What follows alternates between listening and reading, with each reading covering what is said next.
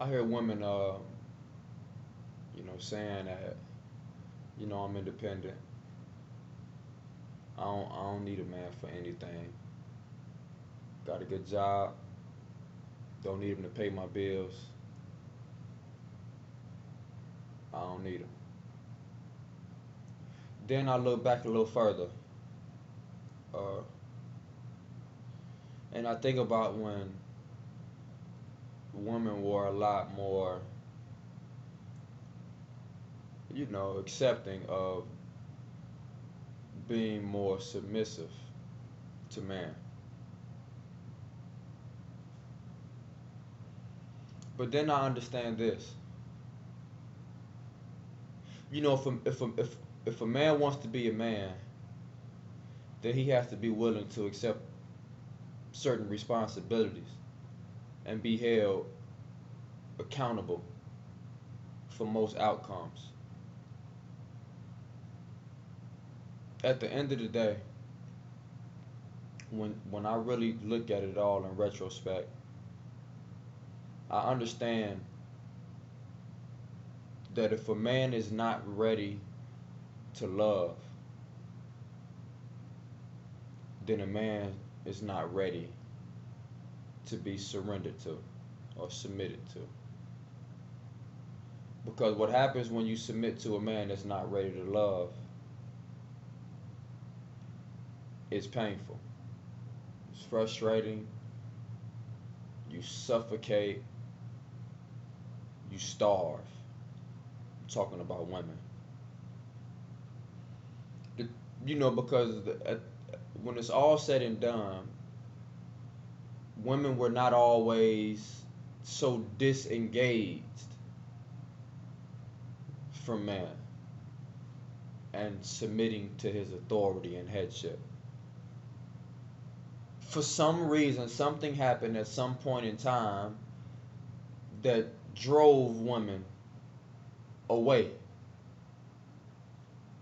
from the foreign word submission.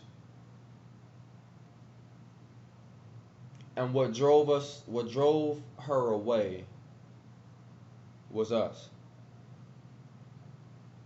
It was me. The neglection, the abandonment of our duty and responsibility to love her in her most vulnerable way, and when she was most vulnerable and exposed to us. Instead of embracing that, we exploited that. Instead of honoring that, we took advantage of that. And so she suffered things that drove her to this place called independence. Because she can't cling to us, we're not loving her. But my book, this particular chapter, is to show that the same thing that drove her away will be the same thing that brings her back. His love is still the key to her handcuffs. To be truthfully honest, the independent woman is not really happy as she says she is. She may look that way, but she isn't.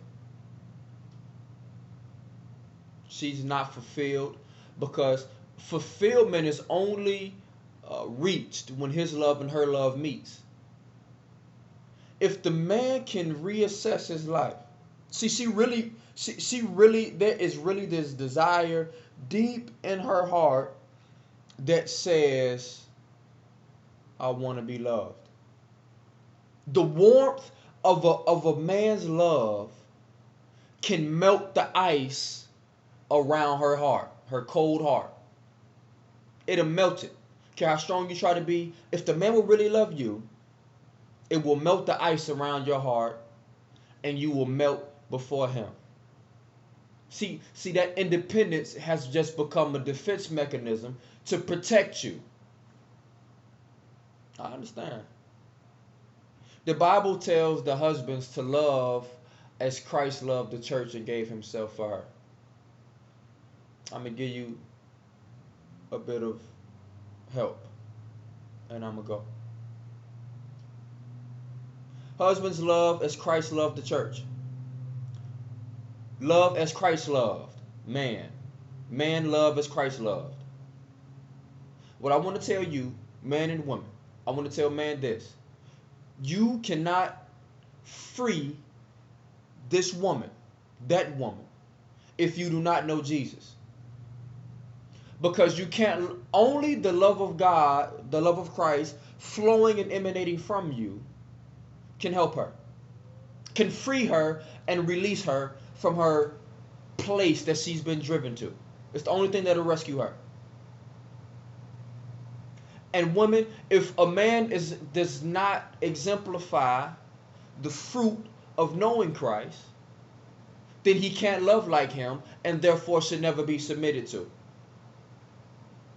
I'm not saying that you should just place yourself in the care of any random dude that look good or that you may feel good about. What I'm saying is that you will know a tree by the fruits that it bears. The love of Christ flowing from the heart of a man is not hard to identify. That particular type of love is the key to a true and powerful divine relationship that will ultimately lead to a lasting and promising marriage, that will ultimately lead to a beautiful family, that will ultimately lead to beautiful communities, and so on and so forth. But it starts with the man learning how to love like Christ, because his love is the key to her handcuffs. God bless y'all. Be good.